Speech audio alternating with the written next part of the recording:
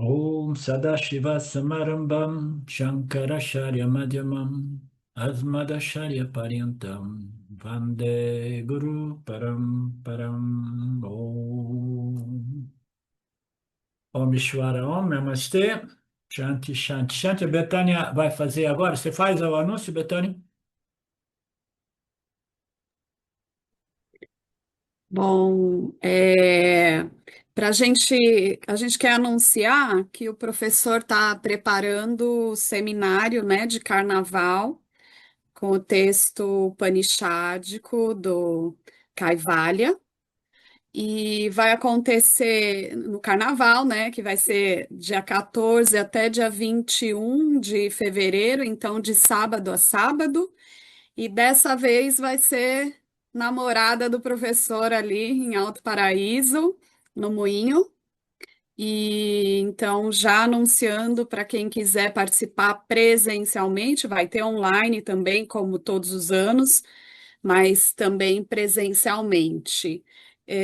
Então, não sei se o professor quer falar um pouco desse texto, professor, né, que está sendo Não quero traduzido não. A pelo gente Mar. depois, mais para frente essa semana, a gente abre o grupo, apresenta, faz uma postagem do texto, etc., e do grupo, e do curso. Eu quero só dizer também que, se eu não me engano, nós fizemos já um seminário de carnaval aqui na minha casa também, né? O Marcelo estava aqui também, então Sim, mas fica. faz tempo que a gente não faz, né? E vai ser maravilhoso ali. E o Marcelo, dessa vez, ele é o nosso convidado de honra.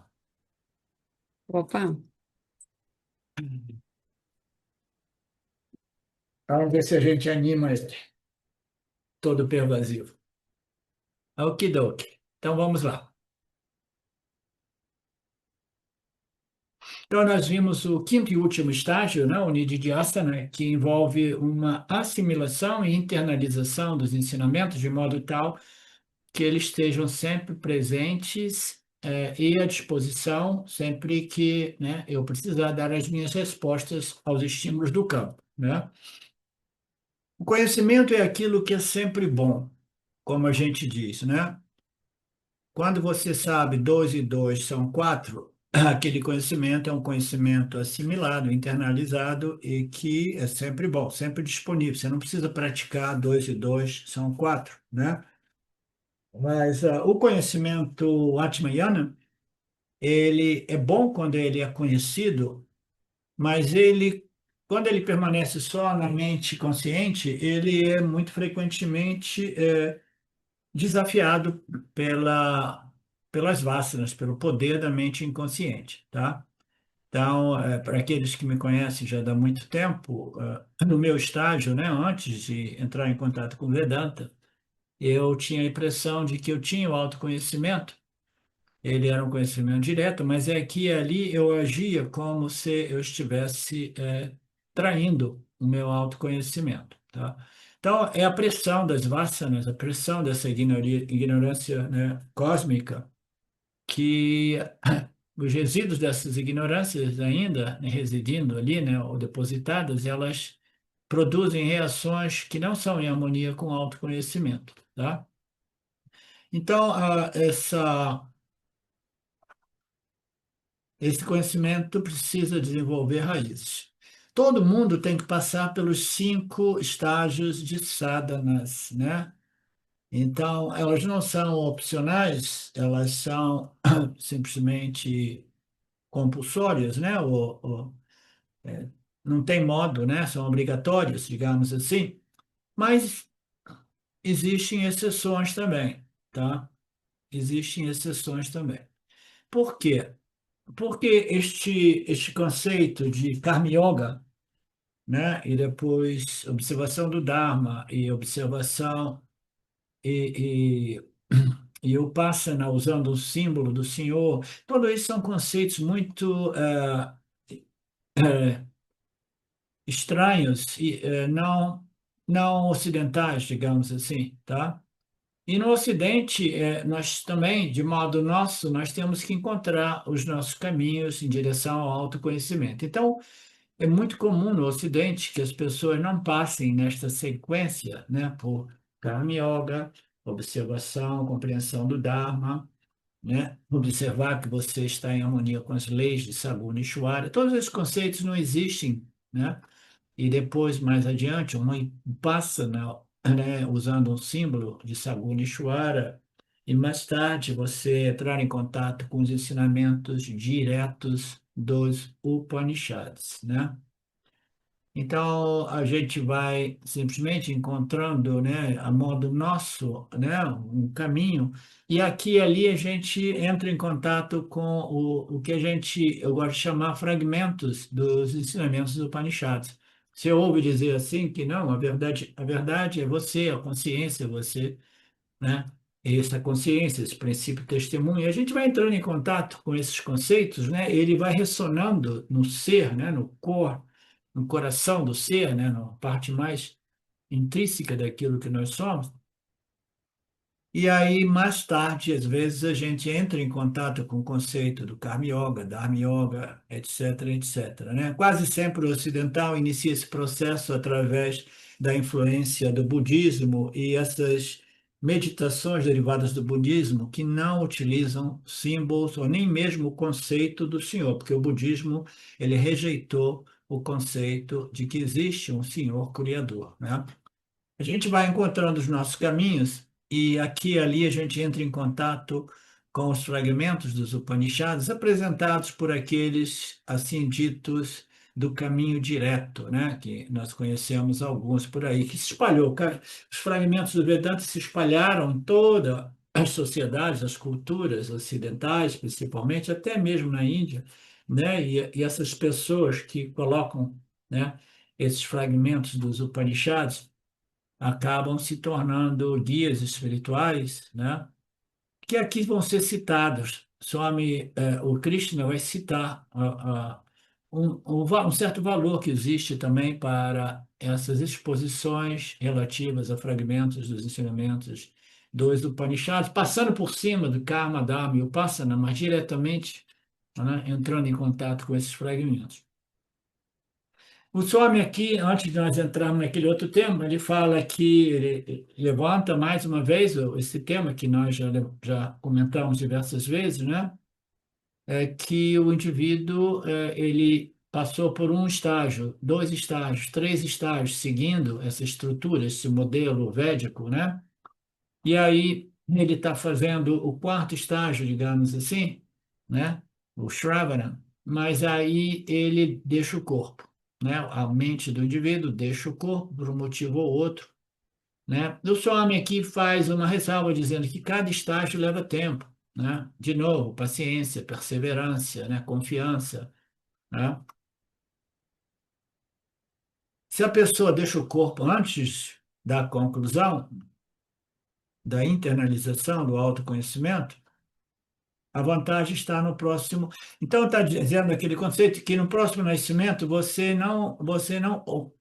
deixando o corpo agora, aquilo que você ganhou em termos de elevação, purificação, desenvolvimento espiritual não é perdido, tá? É um conhecimento comum a todos nós, né? O crescimento espiritual é um punya que não é perdido. A diferença, nós vemos isso no Karma Yoga.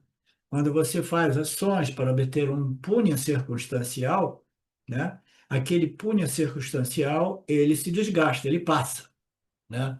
E aí você tem que produzir mais punhas circunstanciais. Mas o crescimento espiritual é um punha que não se desgasta, que não é perdido. Essa é a grande notícia, né? Ele não é, mas eu queria o clímax, eu queria culminar com o moksha nesta vida, isso e aquilo, assim.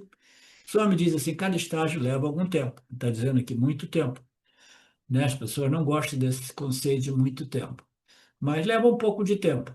Então, o consolo aqui é que no próximo nascimento, tudo aquilo que você adquiriu em termos de maturidade ou crescimento espiritual permanece com você na sua alma individual. A mente, ela retém o seu crescimento, a sua maturidade. Você vai nascer com uma outra entidade em circunstâncias que irão favorecer o seu desenvolvimento mais rápido e mais avançado, tá? Então, essa é a vantagem, né? Você não necessariamente tem que começar do zero. E isso nos explica, mais ou menos, o porquê que determinadas pessoas, né, já nascem e sem entrar em contato com o Karma Yoga, o Dharma, o Passana, ela já imediatamente ela já entra em contato com o Yana Yoga e elas sentem lá que não, eu estou pronto para o Yana Yoga, né? E algumas pessoas, elas até mesmo não entram em contato com os ensinamentos dos Upanishads. Elas já nascem, né, com os Upanishads estabelecidos em sua mente causal, né? E no primeiro evento particular ou meio estranho na vida, pum, o autoconhecimento ele surge de modo claro, de total convicção na mente do indivíduo. Existe. Então a gente diz, então tá vendo?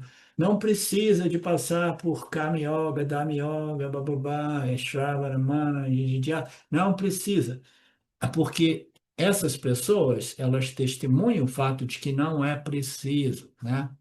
Então, nós dizemos, não é necessariamente preciso que você passe por todos esses estágios no mesmo nascimento, tá? Do mesmo modo que você talvez não passe por todos os estágios neste nascimento, você passa por um, dois ou três estágios, né? Do mesmo modo, você já passou por outros estágios, considere a possibilidade que você já passou por outros estágios em nascimentos anteriores, tá? Então, vai depender do crescimento, da evolução espiritual, da maturidade espiritual, da alma individual. Isso irá determinar onde você se encontra, né?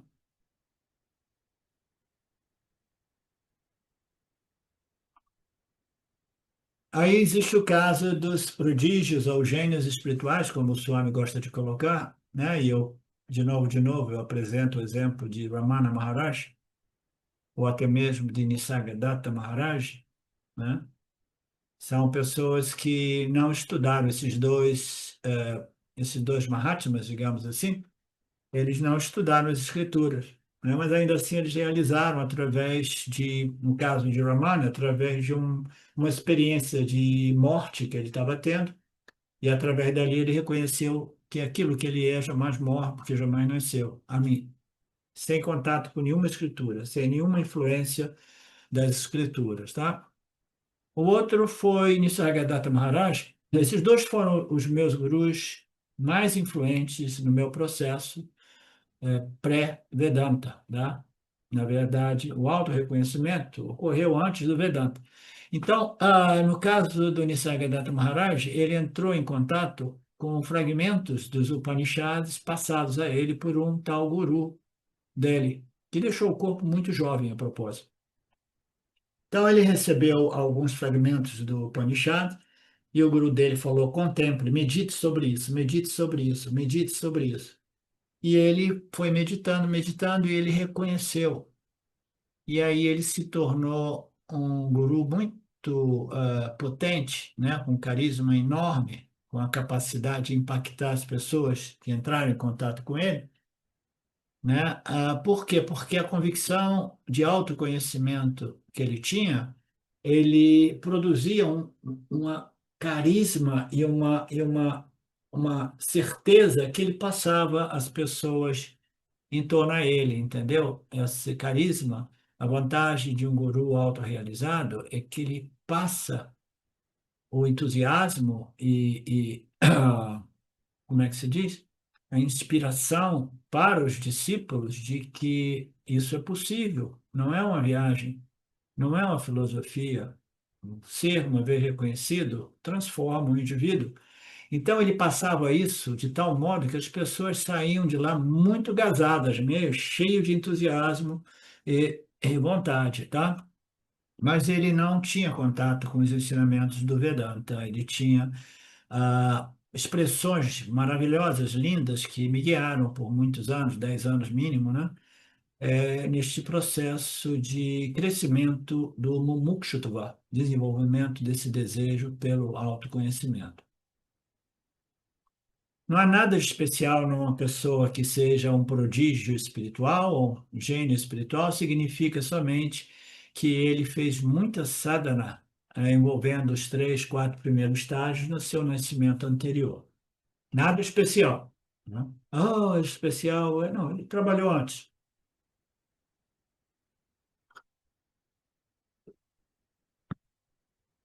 Tá? Então, este é o conceito. Algumas pessoas a iniciam do Shravana, outros do Manana, outros do Nididhyasana, e outros eles pipocam sem fazer nada disso, como foi o caso do Nisarga Ramana Maharaj. Alguns deles, no caso do Ramana, nenhuma necessidade de escritura, nenhuma necessidade de guru, isso tudo ocorreu antes.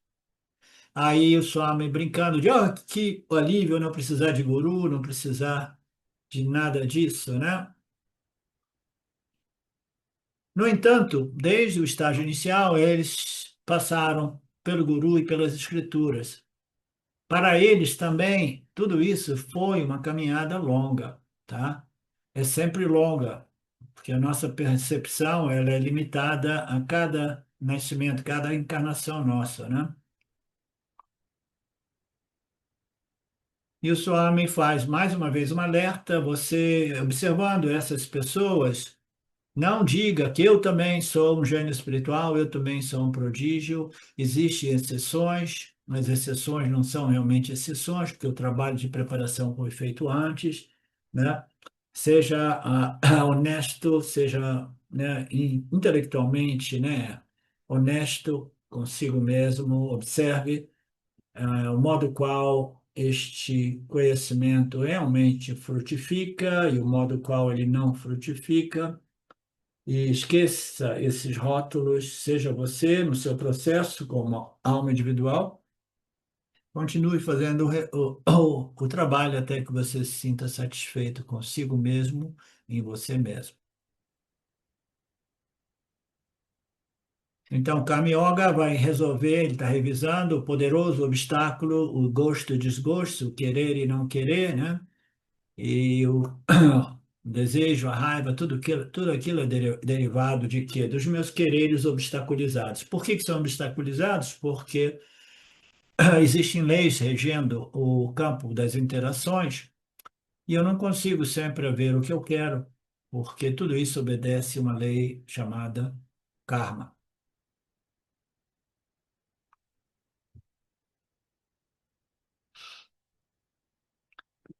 Aqui a palavra Karma Yoga inclui o segundo estágio também.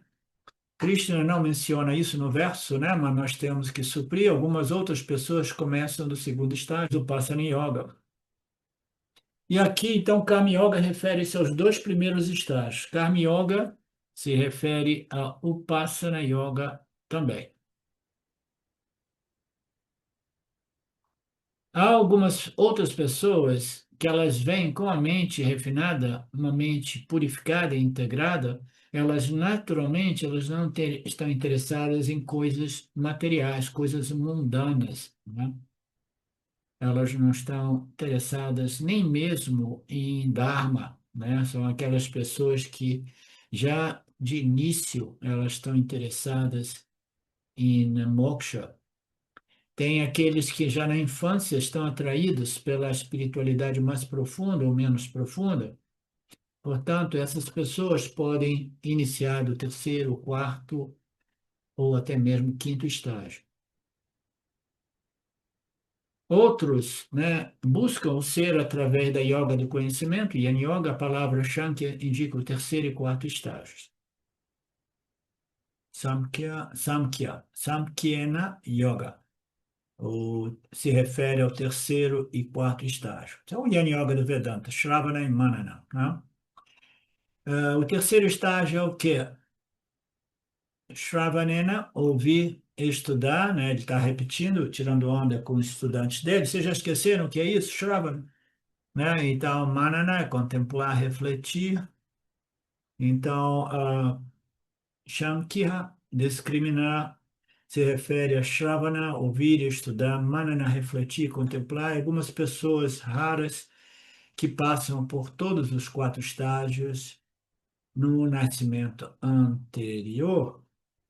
E existem outras pessoas que passam por esses estágios num único nascimento. tá? Num único nascimento. Quando uma vez eu fui fazer um seminário, fui dar um seminário na Alemanha, uns 10 anos atrás, aí o pessoal lá pediu para me escrever como é que chama? Um, um perfil, não, resumê, não. Currículo? Um- Biografia. Obrigado, Silvia. Eu sempre esqueço essa palavra. Uma bio, uma biografia. Aí eu apresentei uma síntese de uma biografia. Não, eu escrevi uma biografia. Aí depois eu mandei essa biografia para o Ramji James, que era o meu guru na época. E aí o James, ele pegou aquela biografia, publicou, dizendo exatamente isso, que é um exemplo de alguém que passou por tanto estágio, fez tanto trabalho espiritual num único nascimento. Porque, como alguns de vocês sabem, eu me encontrava numa situação realmente, né, deplorável, não é uma palavra muito, né, pesada, né? Eu era em condições muito difíceis, né? E Shoara, né, teve piedade, me deu a força para mim não me matar, né, fazendo bobagem, mas simplesmente iniciar um processo que me conduziu, né, através dos gurus mais preliminares até o Shravana Manana Nididhyasana do Vedanta, né? Algumas pessoas que passam por todos os quatro estágios na vida passada e chegam aqui, eles parecem ser gênios.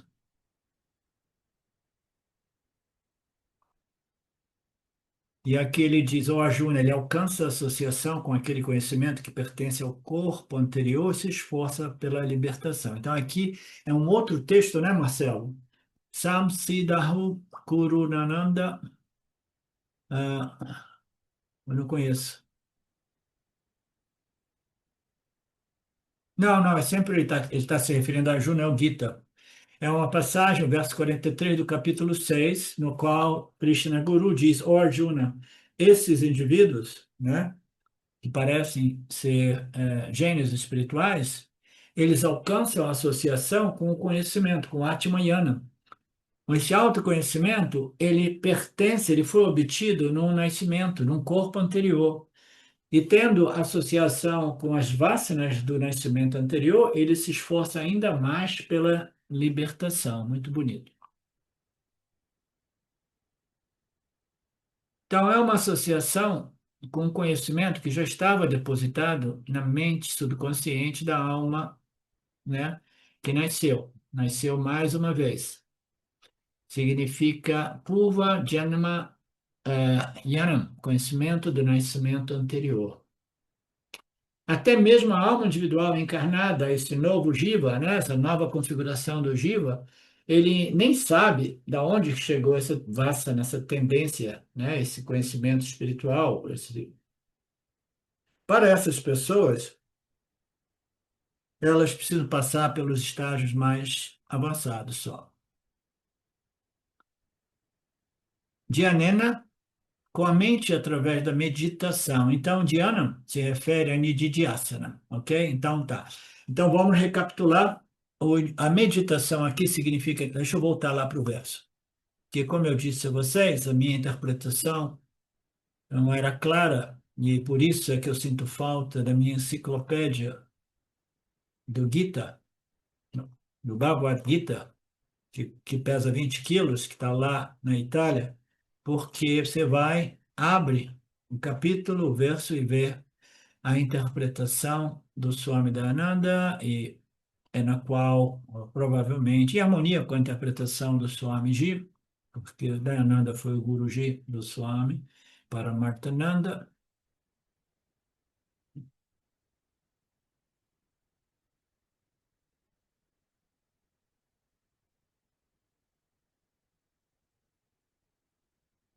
Então, alguns buscadores, verso 25, veem o ser na mente, com a mente, através da meditação. Então, essa meditação, ele diz que se refere ao Nididhyasana. Outros vêm através do Jnana Yoga, que talvez se refira a Shravana Manana. Outros vêm através do Karma Yoga, que envolve Karma Yoga e Upasana Yoga, como ele colocou.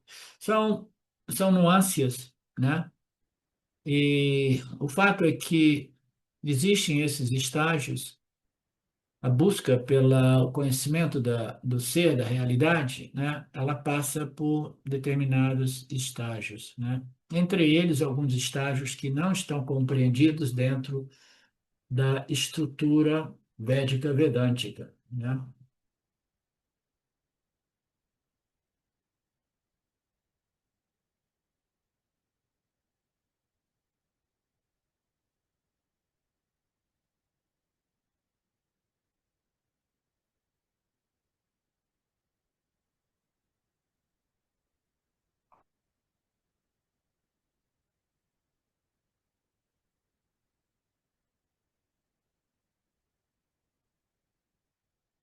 Portanto, aqui diz, Samkhya means discriminação, se refere a Shravanam, ouvir e contemplar, estudar. Manana, refletir, também se usa, utiliza a discriminação, né, o discernimento.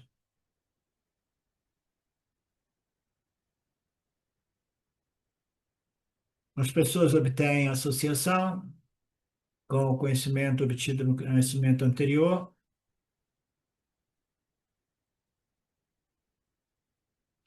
E aqui ele diz que dhyana se refere, né, a meditação se refere a nididhyasana, o estágio final, que é apenas um reforço, reafirmação do que eles se reuniram, né, ao longo desta vida ou até mesmo, né, em vidas, nascimentos passados. Em uma das Upanishads, Aitareya Upanishad, é dito, fala sobre um rishi, Vanadeva, que declarou a Aham Brahmasmi no útero da própria mãe.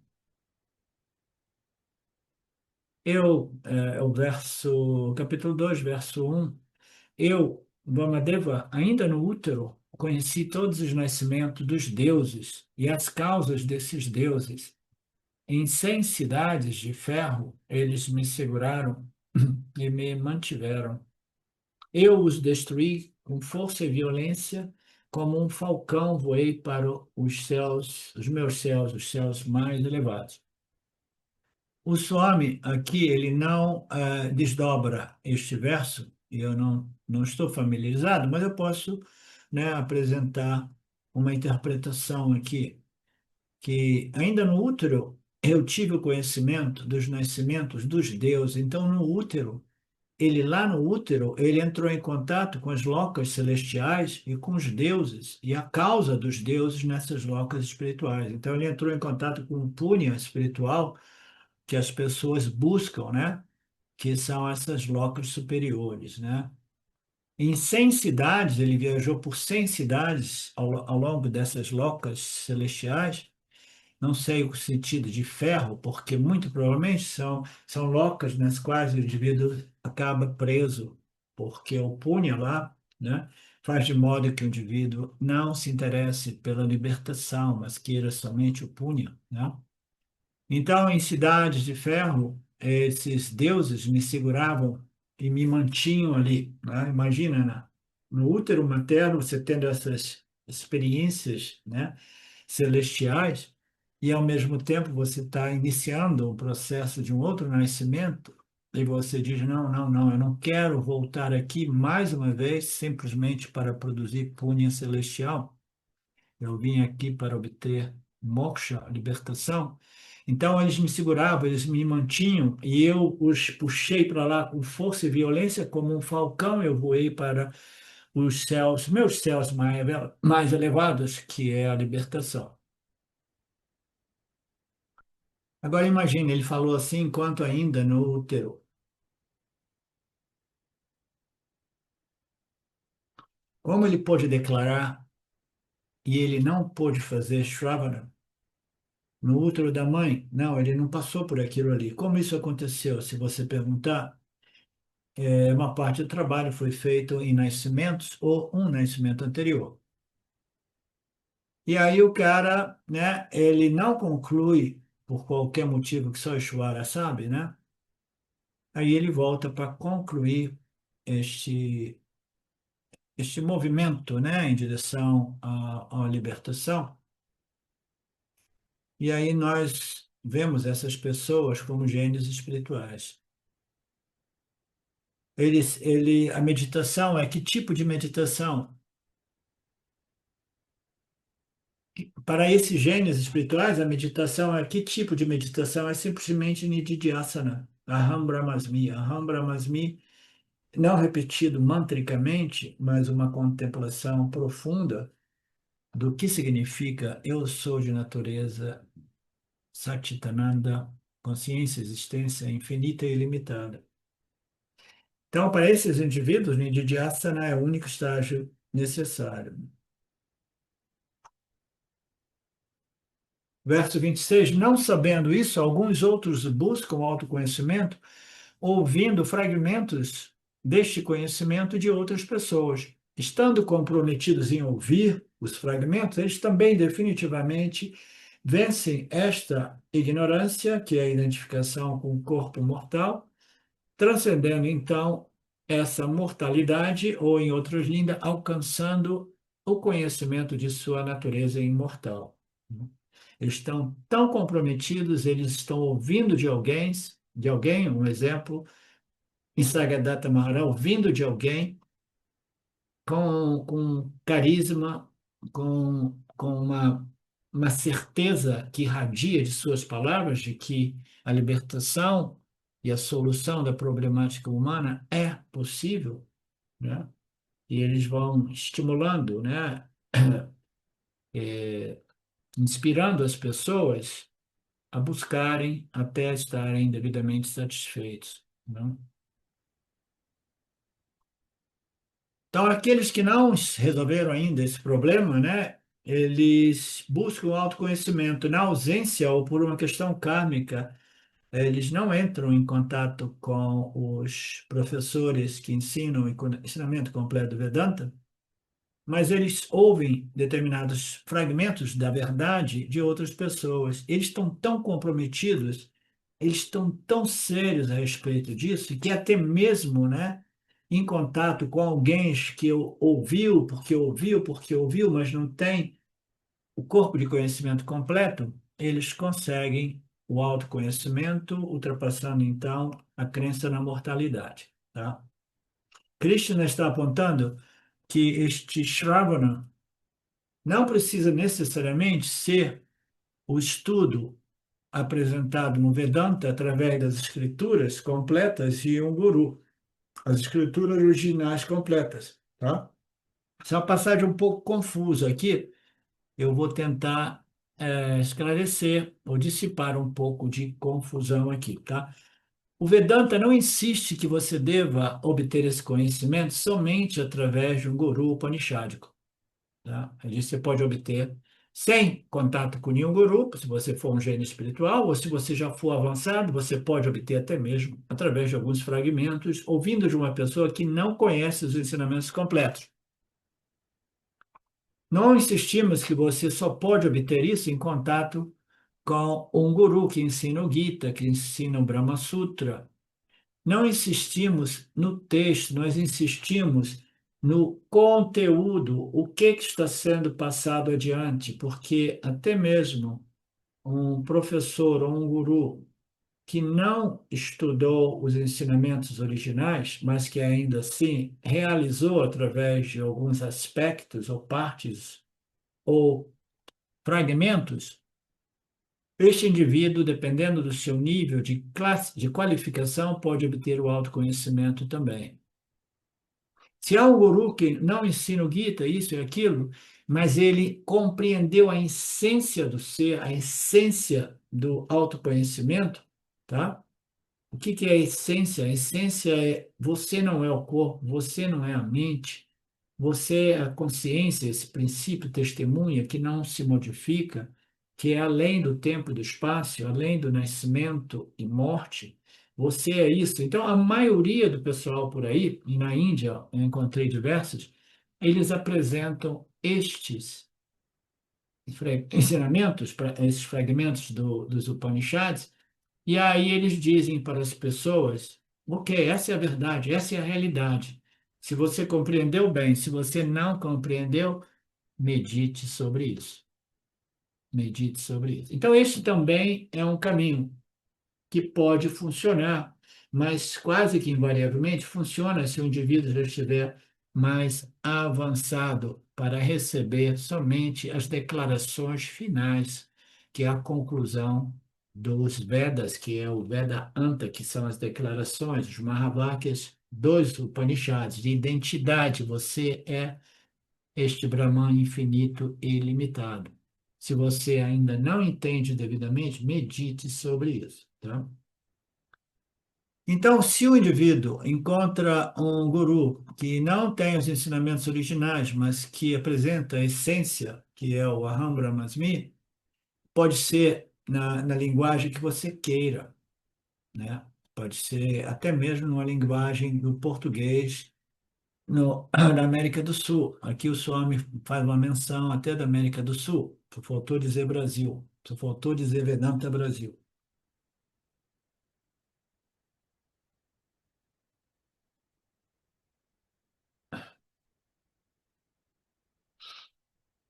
O conteúdo é que é importante. O conteúdo é importante, tá? Amanda Deta, a verdade é que você é o Brahman ilimitado, inteiro, completo. Você é um sem o segundo, portanto, você é Ananda, você é o todo. Esta é a essência do Vedanta. Seja qual for o idioma, você é a totalidade, porque você é a consciência, a existência que concede existência consciente aos todos os jivas humanos. Portanto, você é purna, você é pleno, inteiro e completo. Esta é a essência do Vedanta. Essa sabedoria pode ser apresentada em qualquer idioma que ele fala, até mesmo no no sul-americano. Não, não tem problema. E, portanto, Krishna diz que algumas pessoas que, por uma questão kármica ou uma questão circunstancial, não têm acesso aos ensinamentos originais. Mas, ainda assim, entram em contato com algumas pessoas, com o ensinamento de outras pessoas, cujos gurus próprios não têm o conhecimento dos originais. Reúne os ensinamentos de outras pessoas, dos gurus, ou os próprios gurus têm o conhecimento. Não, os próprios gurus. Então você obtém o conhecimento de algumas pessoas que obtiveram o conhecimento de gurus que tiveram acesso ao conhecimento original, mas que passaram, algumas pessoas se beneficiam, e elas vão por aí, elas passam a essência do ensinamento. A essência do ensinamento são os ensinamentos finais, que, como nós sabemos, requer uma preparação, tá? Requer uma preparação para que eu possa realmente internalizar e me beneficiar e colher os frutos, tá? Então, existem outras pessoas que elas não ganham conhecimento através das escrituras originais e fundamentais, sendo os Upanishads. Elas podem não estudar os Upanishads, as três fontes, que é o Gita, o Brahma Sutra e o Upanishad, né? Ele repete os mesmos conceitos. Elas vão para um professor que estudou os ensinos originais e é capaz de parafrasear em sua própria linguagem. Eles vão condensando alguns aspectos dos ensinamentos, tá? Eles, ele estudou as escrituras. Essa é uma outra opção. Você entra em contato com alguém que estudou as escrituras originais, mas não ensina as escrituras em sua origem. Eu quero apresentar aqui, Betânia, antes que você dizer alguma coisa, me interromper, o Atmananda Krishna Menon, tá? Atmananda Krishna Menon, ele nasceu em 1800 e alguma coisa, deixou o corpo alguns anos antes de eu ter nascido nesse corpo, né? E ele é o fundador do Caminho Direto. E esse cara, eu fiz uma série de alguns dias de Vedanta Class com James, que era sobre um dos livros do Atmananda Krishna, tá? Menon. Que você, quando ouve, você vê é puro Vedanta. mas ainda assim tinha algumas modificações que ali, fazendo aquele curso com James, a gente identificava como um pouco de confusão ou ignorância misturado também. Então, o Atmananda Krishna Menon, ele apresentou, ele era um oficial da polícia lá no sul da Índia, tá? E existem histórias do porquê ele estudou as escrituras, mas não ensinou as escrituras, ele ensinou alguma coisa que era 90% das escrituras do Upanishads, mas não revelava a fonte. Existem especulações do porquê ele fez isso, mas o fato é que ele foi o fundador do caminho direto. A partir dele é que foi desenvolvido diversas pessoas que começavam, e ele apresentou, o Atmananda apresentava somente o Jnana Yoga do Vedanta, não apresentava o relacionamento do Jiva com o seu criador Saguna Ishvara, somente os ensinamentos finais. Ele apresentava os ensinamentos finais, muito próximo do ensinamento Upanishad, com algumas mudanças, mas ainda assim sem fazer nenhuma referência aos Upanishads, tá? Então, qual é o ponto que eu quero dizer aqui? É que, dependendo de onde nós estejamos, nós podemos sim ser beneficiados por qualquer pessoa que apresente a essência dos Upanishads, tá?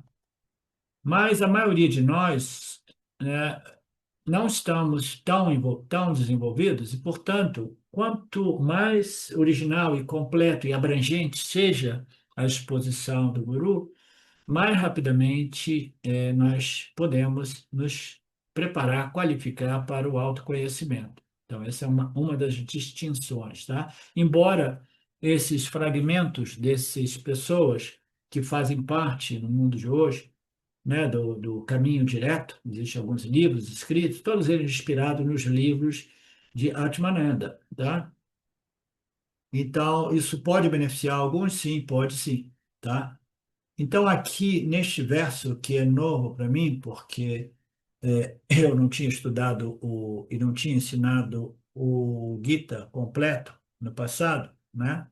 Quando eu era discípulo do James, porque o James nunca ensinou o Gita além do capítulo 6 ou 7, né? Então, que estuda o original, etc. Em qualquer idioma você pode aprender, etc. Quer você escolha uma senhora, aí ele conta aqui uma passagem de uma senhora que submeteu ao ensinamento Vedanta e depois ela disse, eu conheci uma senhora que cantava canção de ninar para as crianças dela, para os bebês dela, que eram simplesmente era um Vedanta puro, era uma canção vedântica, tradicionalmente, né, os ensinamentos do Vedanta, né, numa melodia, né, cantava essas canções. Então, existem, a essência, ela pode estar expressa de modos diferentes, e o bebê está bebendo, né, se banhando nessa vibração desses ensinamentos, né, para botar os bebês para dormir. Então, existe o Vedanta expresso até mesmo como canções do Niná. Da mesma forma, em hindi e todas as outras línguas, da mesma forma, poesias devocionais, etc., etc., você descobrirá que o Vedanta está lá. Você obtém o conhecimento por meio dessas fontes.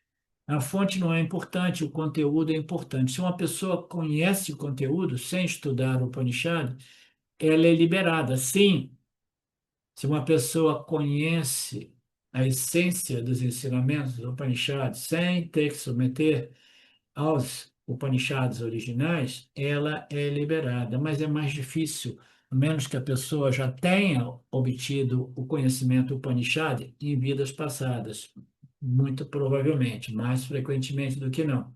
Por outro lado, se a pessoa conhece o conhecimento dos Upanishads, mas ela não assimilou esse conhecimento, passou por todo o Upanishad, mas não assimilou o conteúdo, ela não é liberada, tá? Diga, Betânia. Oi, professor.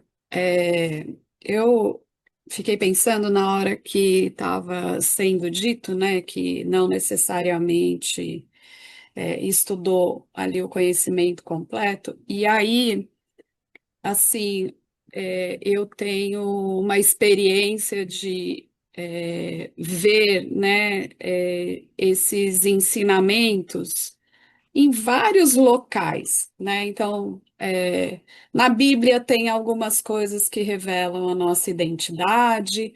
No budismo tem frases como você não é nascido, não é, nunca nasceu, nunca morreu. Inúmeros locais tem isso, né? E é, eu, né, aqui falando assim, esses ensinamentos eles estão espalhados no mundo inteiro, né, em lugares onde tem a sabedoria. É, mas, no meu entendimento, que o Vedanta traz essa sistematização completa,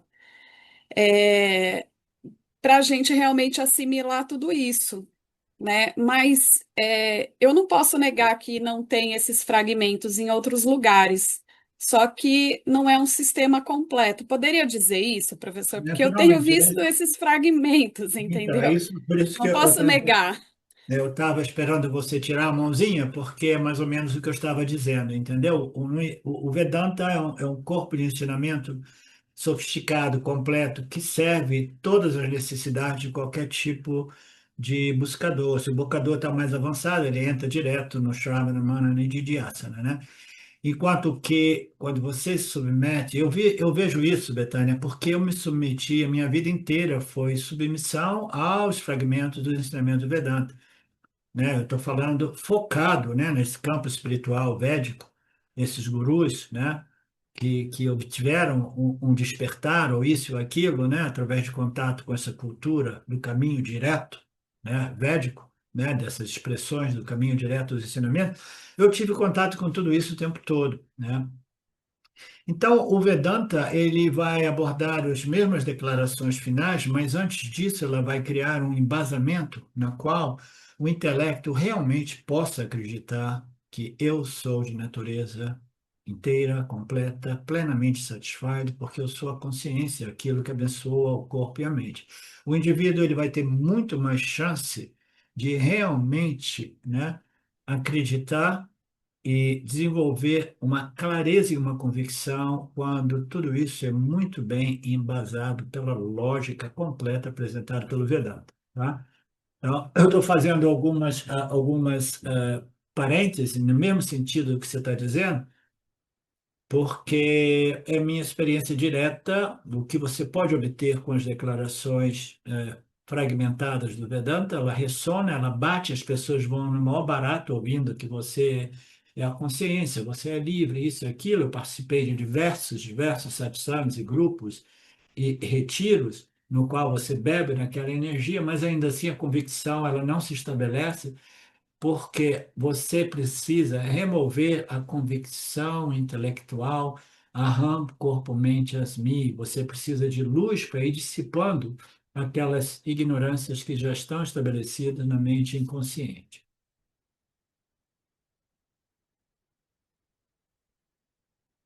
Mas se o indivíduo está plenamente, aqui ele fala, essas pessoas, elas estão tão comprometidas em ouvir esses fragmentos, ouvir essas palavras do guru, tá? Eu estou falando isso, mas isso é minha experiência direta. Eu ouvi as palavras de Nisargadatta Maharaj, eu acreditava nas palavras do Maharaj, eu me agarrava nas palavras do Nisargadatta Maharaj, eu caía em contradição a esses conhecimentos ouvidos das palavras de Nisargadatta, me levantava dizendo, não, eu sou a consciência, tudo é a consciência, eu não desisto. Então, se você realmente tem fé no seu guru, você tem esse comprometimento, esse mumukshutva, tá? Então, você talvez, né, possa, né, obter o autoconhecimento, porque o seu mumukshutva é muito forte. Sua confiança, seu desejo, a sua inspiração obtida, passada pelo seu guru. Mesmo que essas palavras não tenham sido expostas pelas escrituras, mas o comprometimento do discípulo com as palavras do seu guru, no meu caso, o Nisargadatta Maharaj, né? Esse comprometimento, né? Esse guru Vakya Shravana parayana, comprometimento em ouvir as palavras do seu guru, né? E esse shruti aqui não significa as palavras védicas ou vedânticas, são as palavras do guru, eles estão apresentando a essência da realidade. Ouvir as palavras do guru em qualquer outra língua, mesmo que não seja o ensinamento refletido diretamente como a escritura original, mas ainda assim a síntese ou a essência dos Upanishads. A pessoa tem tanta confiança, tanta shraddha, tanta confiança, tanta fé, uma pessoa tem, esse discípulo tem muita confiança, né, no Guru Vakyam, nas palavras do Guru, ela está tão comprometida, esses estudantes comprometidos, né, também certamente cruzam a mortalidade, mesmo que eles ouçam esses ensinamentos de forma incompleta, de forma essência, síntese, summary, né? Eles também atingem moksha. Isso aqui serve também no contexto das qualificações, tá?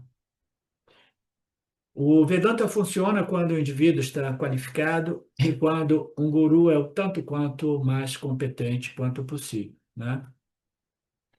Então, a qualificação do discípulo é importantíssima para o Vedanta funcionar. E a qualificação mais importante é esse desejo intenso, esse mumukshutva, que produz uma confiança, né? E que oferece uma dedicação, uma persistência, né?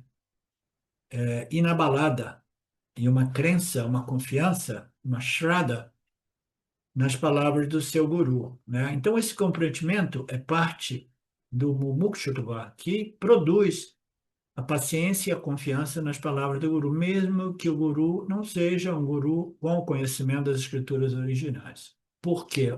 O mumukshutva, ele vai compensar tudo isso.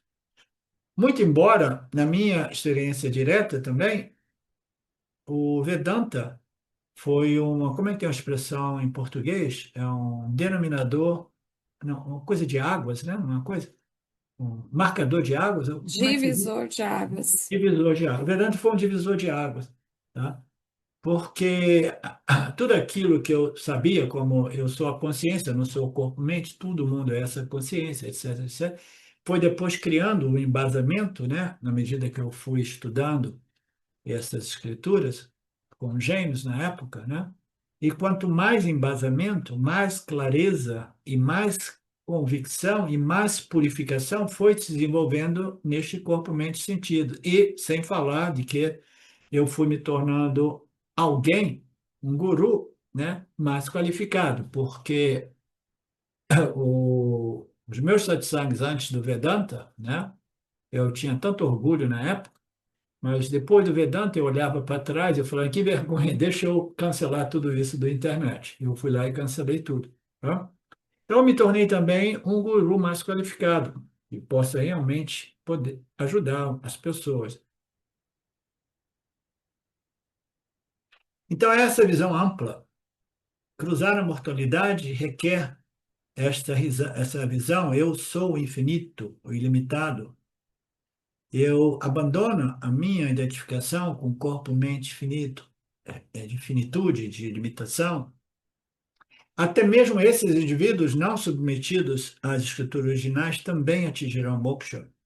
Eles também desenvolverão essa visão da realidade, a Upanishadic Vision, the Upanishadic Darshana, a visão da realidade a partir. Existe somente a consciência, eu sou a consciência, tudo é somente a consciência. Portanto, mesmo que antigamente o Veda não fosse acessível a todas as pessoas, hoje em dia é muito mais acessível, né? Eles mantiveram algumas das escrituras em segredo por algumas razões, isso eu não sei, eu nunca ouvi falar, mas mesmo que os originais não fossem acessíveis naquela época, o conteúdo das escrituras era possível. Então, isso aqui são expressões, são comentários do Shankaracharya ao Gita, né? E os gurus, né, da nossa Sampradaya atual estudam todos as exposições de Shankaracharya em Sanskrit language, né? Então, naquela época, 1.300 anos atrás, de repente, não existiam tantos gurus que estavam ali a expor as escrituras originais. Nos dias de hoje, ele diz que é mais acessível às pessoas. Antigamente, não era tão acessível às pessoas, tá? Então, existiam aqueles que passavam adiante a essência dos ensinamentos, e isso era muito válido, porque, pelo menos, aqueles seres, aqueles indivíduos mais qualificados tinham a possibilidade de compreender a realidade, assimilá-la e ser transformado pela verdade, né?